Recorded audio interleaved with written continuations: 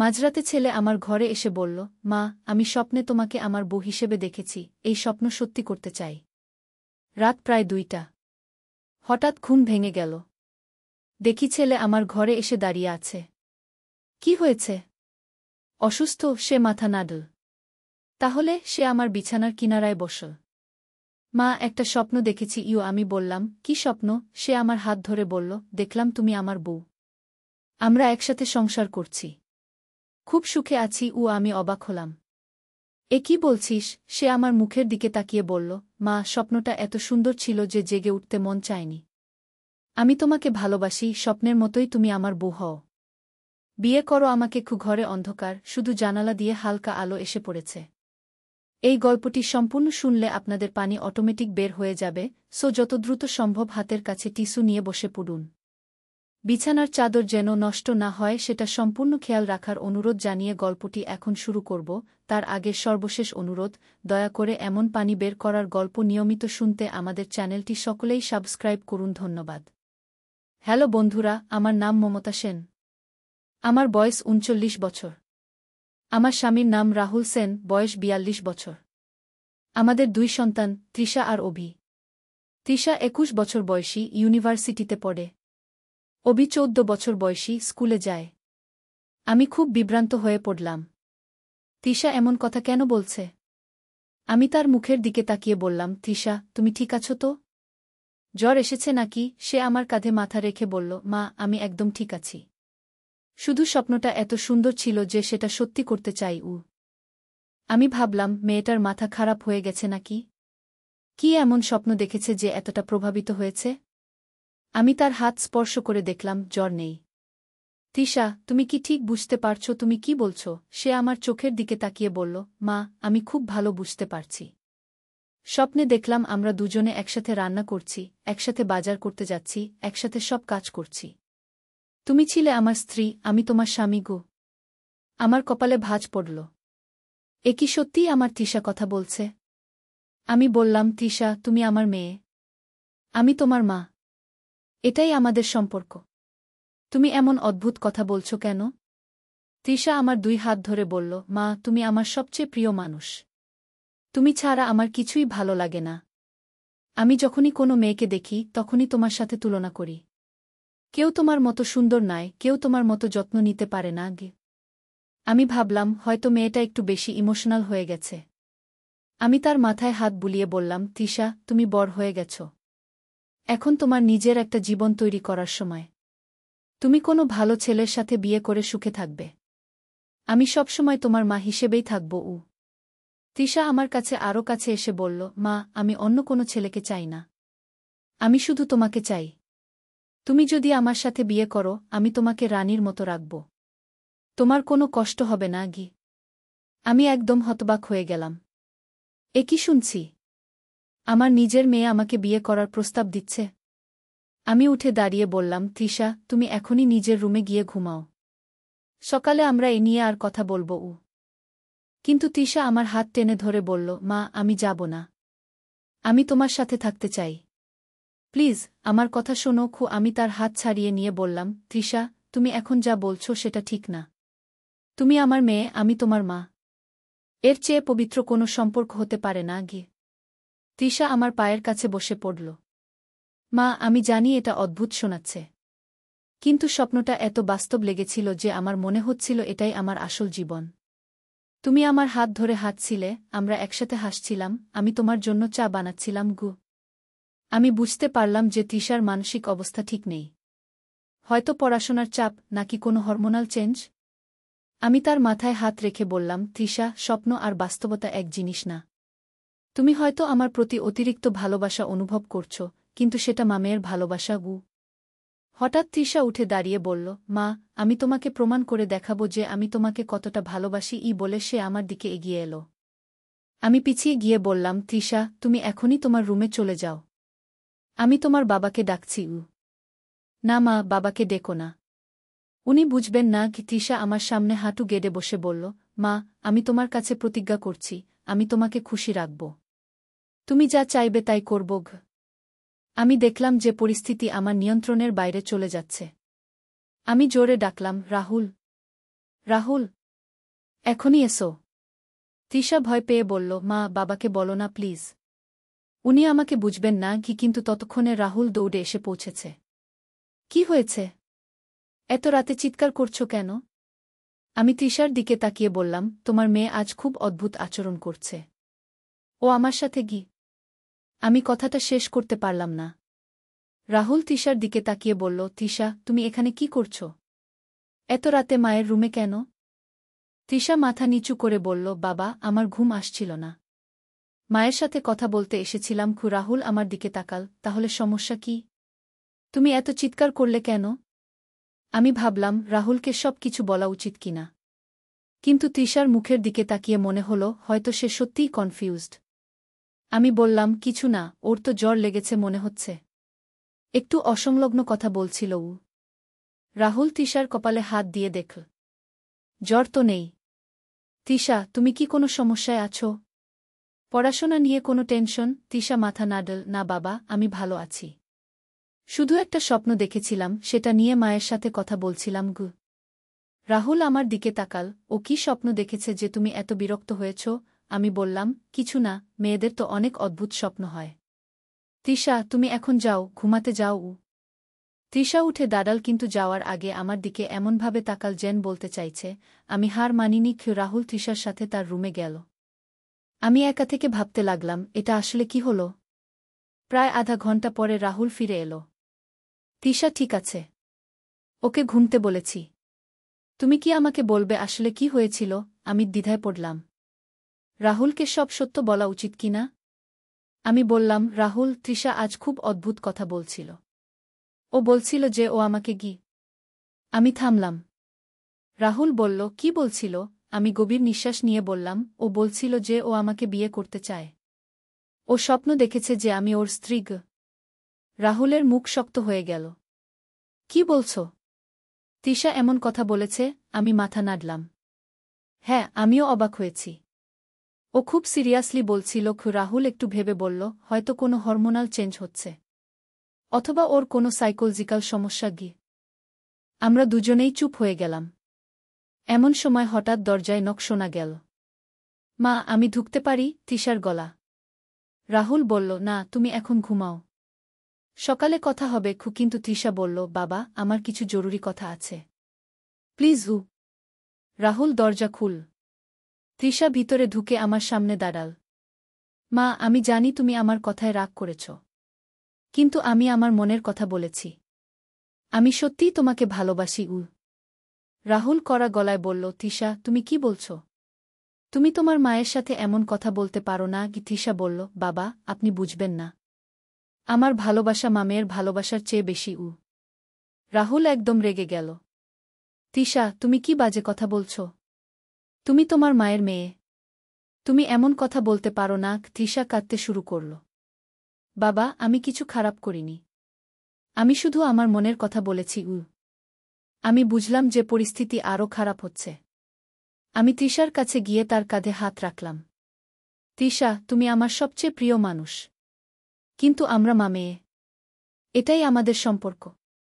তুমি বড় হয়ে কোনো ভালো ছেলেকে বিয়ে করবে। তৃষা আমার হাত সরিয়ে দিয়ে বলল, মা, আমি অন্য কাউকে চাই না। আমি শুধু তোমাকে চাই। রাহুল এবার সত্যিই রেগে গেল। তৃষা, তুমি এখনই তোমার রুমে যাও।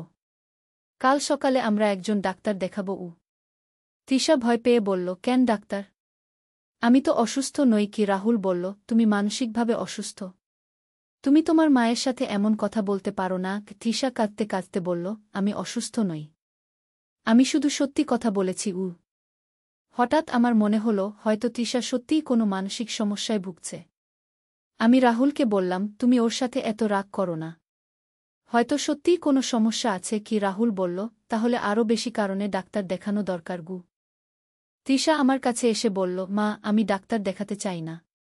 আমি ভালো আছি। তুমি শুধু আমার কথা ভেবে দেখো। আমি বললাম, তৃষা, তুমি আমার মেয়ে। আমি তোমার মা। এটাই আমাদের সত্যিকারের সম্পর্ক। তৃষা আমার 2 হাত ধরে বলল, মা, কিন্তু আমার কাছে তুমি শুধু মা নও। তুমি আমার সব কিছু। আমার বন্ধু, আমার সাথী, আমার প্রেমিকা। রাহুল চিৎকার করে বলল, তৃষা, তুমি এখনই থামো। আমি বুঝলাম যে এভাবে চলতে থাকলে পরিস্থিতি আরও খারাপ হবে। আমি শান্তভাবে তৃষাকে বললাম, তৃষা, তুমি এখন তোমার রুমে যাও। আমরা সকালে শান্তভাবে কথা বলবো। এখন সবাই ঘুমিয়ে পড়ি। তৃষা অনিচ্ছায় রুম থেকে বের হয়ে গেল। রাহুল আমাকে বলল, মমতা, এটা খুবই গুরুতর ব্যাপার। আমাদের অবশ্যই একজন সাইকিয়াট্রিস্ট দেখাতে হবে। আমি মাথা নাড়লাম। হ্যাঁ, আমিও তাই মনে করি। সারা রাত আমি ঘুমাতে পারলাম না। মনে হচ্ছিল আমার প্রিয় মেয়ে হঠাৎ একজন অপরিচিত মানুষ হয়ে গেছে। সকালে ঘুম থেকে উঠে দেখি তৃষা আমার রুমের দরজার সামনে বসে আছে। তৃষা, তুমি কখন থেকে এখানে বসে আছো? আমি জিজ্ঞেস করলাম। তৃষা বলল, মা, আমি সারা রাত ঘুমাতে পারিনি। তোমার কথা ভাবছিলাম। আমি তার মাথায় হাত বুলিয়ে বললাম, তৃষা, তুমি আমার ভালো মেয়ে। কিন্তু গতকাল তুমি যা বলেছ সেটা ঠিক না। তৃষা আমার হাত ধরে বলল, মা, আমি জানি তুমি আমার কথা বিশ্বাস করছো না। কিন্তু আমি যা বলেছি সব সত্যি। আমি তোমাকে একজন পুরুষ যেমন একজন নারীকে ভালোবাসে তেমনভাবে ভালোবাসি। আমি তার কথা শুনে আরও দুশ্চিন্তায় পড়লাম। আমি বললাম, তৃষা, তুমি হয়তো কনফিউজড। বয়সের কারণে তোমার মধ্যে কিছু পরিবর্তন হচ্ছে। কিন্তু এটা স্বাভাবিক নয়। তৃষা বলল, মা, আমি কনফিউজড নই। আমি খুব পরিষ্কারভাবে জানি আমি কি চাই। এমন সময় রাহুল এসে পৌঁছাল। তৃষা, তুমি এখানে কি করছো? তোমার কি স্কুল নেই? তৃষা বলল, বাবা, আজ ছুটি। রাহুল আমাকে বলল, আমি একজন ডাক্তারের সাথে কথা বলেছি। আজ বিকেলে অ্যাপয়েন্টমেন্ট নিয়েছি। তৃষা চিৎকার করে বলল, আমি ডাক্তার দেখাব না। আমার কোনো সমস্যা নেই। রাহুল শক্ত গলায় বলল, তুমি যাবে। এটা আমার সিদ্ধান্ত। তৃষা কাঁদতে শুরু করল। বাবা, আপনারা আমাকে বুঝতে চাইছেন না। আমি তৃষাকে শান্ত করার জন্য বললাম, তৃষা, আমরা তোমার ভালোর জন্যই এটা করছি। তুমি আমাদের প্রিয় মেয়েকে। তৃষা আমার দিকে তাকিয়ে বলল, মা, তুমি যদি সত্যিই আমাকে ভালোবাসো তাহলে আমার কথা শোনো। আমি বুঝলাম যে তৃষার সাথে তর্ক করে কোনো লাভ নেই। আমি বললাম, তৃষা, আমরা ডাক্তারের কাছে গিয়ে শুধু পরামর্শ নেব। তুমি তোমার মনের কথা ডাক্তারকে বলতে পারবে। বিকেলে আমরা তিনজনে ডাক্তার আহমেদের চেম্বারে গেলাম। ডাক্তার আহমেদ একজন অভিজ্ঞ সাইকিয়াট্রিস্ট। তিনি প্রথমে আমাদের সাথে কথা বললেন, তারপর তৃষার সাথে একা কথা বললেন। প্রায় 1 ঘণ্টা পরে ডাক্তার আহমেদ আমাদের ডাকলেন। তিনি বললেন, তৃষার কোনো মানসিক সমস্যা নেই। তবে সে একটা ভুল বুঝাবুঝির মধ্যে আছে। আমি জিজ্ঞেস করলাম, কি ধরনের ভুল বুঝাবুঝি? ডাক্তার আহমেদ বললেন, তৃষা আমাকে তার স্বপ্নের কথা বিস্তারিত বলেছে। সে বলেছে যে স্বপ্নে সে দেখেছে তার মা মারা গেছেন। আর তার বাবা খুব কষ্টে আছেন। তখন সে তার মায়ের জায়গা নিয়ে তার বাবার দেখাশোনা করেছে। আমি অবাক হয়ে বললাম, মানে? ডাক্তার আহমেদ বললেন, তৃষা আসলে তার বাবার প্রতি দায়বদ্ধতা অনুভব করে। সে ভাবে যে তার মা যদি না থাকে তাহলে সে তার বাবার দেখাশোনা করবে। কিন্তু সে এই ভাবনাটাকে ভুলভাবে বুঝেছে। রাহুল বলল, কিন্তু সে তো আমার স্ত্রীর সাথে বিয়ে করার কথা বলেছে। ডাক্তার আহমেদ হাসলেন। আসলে তৃষা তার মায়ের সাথে বিয়ে করার কথা বলেনি। সে বলেছে যে সে তার মায়ের মতো হয়ে তার বাবার দেখাশোনা করতে চায়। আমি আরও বিভ্রান্ত হলাম। মানে আমরা ভুল শুনেছি? ডাক্তার আহমেদ বললেন, তৃষা আমাকে বলেছে যে সে তার স্বপ্নের কথা বলার সময় হয়তো ভুল শব্দ ব্যবহার করেছে। সে আসলে বলতে চেয়েছে যে সে তার মায়ের মতো যত্নশীল হতে চায়। তৃষা আমাদের কাছে এসে বলল, মা, আমি সত্যিই ভুল শব্দ ব্যবহার করেছি। আমি যা বলতে চেয়েছিলাম তা হল, আমি তোমার মতো একজন ভালো স্ত্রী হতে চাই। আমি তোমার কাছ থেকে শিখতে চাই কিভাবে একজন পুরুষের দেখাশোনা করতে হয়। আমি তৃষাকে জড়িয়ে ধরলাম। তৃষা, তুমি আমাকে কতটা ভয় পাইয়েছ জানো? তৃষা কাঁদতে শুরু করল। মা, আমি ভয় পাইয়ে দিতে চাইনি। আমি শুধু তোমার কাছ থেকে শিখতে চেয়েছি। রাহুল স্বস্তির নিঃশ্বাস ফেল। তাহলে তুমি আমার স্ত্রীকে বিয়ে করার কথা বলনি? তৃষা মাথা ঝাঁকাল। না বাবা, আমি বলেছিলাম যে আমি মায়ের মতো হয়ে তোমার দেখাশোনা করতে চাই যদি কখনো মা না থাকে। ডাক্তার আহমেদ বললেন, এটা খুবই স্বাভাবিক। কিশোর বয়সে মেয়েরা প্রায়ই তাদের মায়ের ভূমিকা নিয়ে ভাবে। তৃষা শুধু ভুলভাবে তার ভাবনা প্রকাশ করেছে। আমি বুঝলাম যে আমরা একটা বড় ভুল বুঝাবুঝিতে পড়েছিলাম। আমি তৃষাকে বললাম, তৃষা, পরের বার যখন কোনো কথা বলবে তখন পরিষ্কারভাবে বলবে। তৃষা মাথা নাড়ল। হ্যাঁ মা, আমি খেয়াল রাখব। ডাক্তার আহমেদ আমাদের কিছু পরামর্শ দিলেন। তৃষার সাথে বেশি করে কথা বলুন। সে একটা ট্রানজিশনাল ফেজে আছে। তার মানসিক সাপোর্ট দরকার। বাড়ি ফেরার পথে তৃষা বলল, মা আমি সত্যিই দুঃখিত। আমি তোমাদের এত চিন্তায় ফেলে দিয়েছি। আমি তার হাত ধরে বললাম, কোনো ব্যাপার নেই মা, আমরা সবাই ভুল বুঝি কখনো কখনো। রাহুল বলল, তৃষা তুমি যদি কোনো কিছু নিয়ে চিন্তিত থাকো তাহলে আমাদের সাথে খোলাখুলি কথা বলো। তৃষা মাথা নাড়ল। হ্যাঁ বাবা, আমি এটা মনে রাখব। বাড়িতে পৌঁছে আমরা সবাই একসাথে বসে চা খেলাম। তৃষা বলল, মা আমি তোমার কাছ থেকে রান্না শিখতে চাই। আমি একজন ভালো স্ত্রী হতে চাই ভবিষ্যতে। আমি হাসলাম। অবশ্যই, আমি তোমাকে সব শেখাবো। এমন সময় হঠাৎ অবি স্কুল থেকে ফিরে এসে বলল, আপা তুমি এত গম্ভীর কেন? তৃষা হেসে বলল, কিছু না, শুধু মায়ের সাথে গুরুত্বপূর্ণ কথা বলছিলাম। অবি বলল, কি কথা? তৃষা বলল, মেয়েদের কথা, তুমি বুঝবে না। রাহুল আমাকে বলল, আমার মনে হয় আমরা তৃষার সাথে আরও বেশি সময় কাটানো উচিত। আমি মাথা নাড়লাম। হ্যাঁ, তুমি ঠিক বলেছ। আমরা অনেক ব্যস্ত হয়ে পড়েছিলাম। সেদিন রাতে তৃষা আমার কাছে এসে বলল, মা আমি তোমার কাছে একটা প্রতিজ্ঞা করতে চাই। আমি জিজ্ঞেস করলাম, কি প্রতিজ্ঞা? তৃষা বলল, আমি সবসময় তোমার গর্বের কারণ হয়ে থাকব। আমি একটা ভালো মেয়ে হব। আমি তৃষাকে জড়িয়ে ধরে বললাম, তুমি আগে থেকেই আমার গর্বের কারণ। তৃষা বলল, মা আমি তোমাকে খুব ভালোবাসি। তুমি আমার সবচেয়ে প্রিয় মানুষ। আমি বললাম, আমিও তোমাকে খুব ভালোবাসি। পরের দিন সকালে তৃষা আমার সাথে রান্নাঘরে এসে বলল, মা আমাকে পরোটা বানানো শেখাও। আমি খুশি হয়ে বললাম, চলো আমি তোমাকে শেখাই। তৃষা খুব মনোযোগ দিয়ে শিখল। রান্না করার সময় তৃষা বলল, মা আমি চাই ভবিষ্যতে আমার স্বামী যেন আমার রান্নার প্রশংসা করে। আমি হেসে বললাম, অবশ্যই করবে। তুমি আমার থেকেও ভালো রান্না করবে। তৃষা বলল, না মা, তোমার মতো কেউ রান্না করতে পারে না। দুপুরে খাওয়ার সময় রাহুল তৃষার বানানো পরোটার প্রশংসা করল। তৃষা তোমার হাতের পরোটা খুব ভালো হয়েছে। তৃষা খুশি হয়ে বলল, বাবা মা আমাকে শিখিয়েছে। রাহুল আমার দিকে তাকিয়ে বলল, তোমার মেয়ে তোমার মতোই হবে। বিকেলে তৃষা আমার সাথে বাগানে বসে বলল, মা আমি তোমার কাছে একটা কথা স্বীকার করতে চাই। আমি জিজ্ঞেস করলাম, কি কথা? তৃষা বলল, আমি আসলে জানতাম যে আমি ভুল শব্দ ব্যবহার করেছি, কিন্তু আমি দেখতে চেয়েছিলাম তুমি আমার প্রতি কতটা যত্নশীল। আমি অবাক হয়ে বললাম, মানে তুমি ইচ্ছা করে আমাদের ভয় পাইয়েছ? তৃষা লজ্জিত হয়ে বলল, হ্যাঁ মা, আমি দুঃখিত। আমি শুধু দেখতে চেয়েছিলাম তুমি আমাকে কতটা ভালোবাসো। আমি বললাম, তৃষা তুমি এমন পরীক্ষা নিতে পারো না। আমরা খুব চিন্তিত হয়েছিলাম। তৃষা কাঁদতে শুরু করল। মা আমি সত্যিই দুঃখিত। আমি ভাবিনি যে তুমি এত চিন্তিত হবে। আমি তার মাথায় হাত বুলিয়ে বললাম, তৃষা তুমি আমার সবচেয়ে প্রিয় সন্তান। তোমার কোনো পরীক্ষা ছাড়াই আমি তোমাকে ভালোবাসি। তৃষা আমার হাত ধরে বলল, মা আমি প্রতিজ্ঞা করছি আমি আর কখনো এমন কিছু করব না। আমি বললাম, ঠিক আছে, কিন্তু তুমি যদি কখনো আমার ভালোবাসা নিয়ে সন্দেহ করো তাহলে সরাসরি আমাকে জিজ্ঞেস করো। সেদিন রাতে খাওয়ার টেবিলে তৃষা সবার কাছে ক্ষমা চাইল। বাবা মা অভি আমি তোমাদের কাছে দুঃখিত। আমি একটা বোকামি করেছি। রাহুল বলল, কোনো ব্যাপার নেই, আমরা সবাই কখনো না কখনো ভুল করি। অভি বলল, আপা তুমি আসলে কি করেছিলে? তৃষা হেসে বলল, কিছু না, শুধু একটু বেশি নাটক করেছিলাম। তারপরের দিনগুলোতে তৃষা আমার সাথে আরও বেশি সময় কাটাতে লাগল।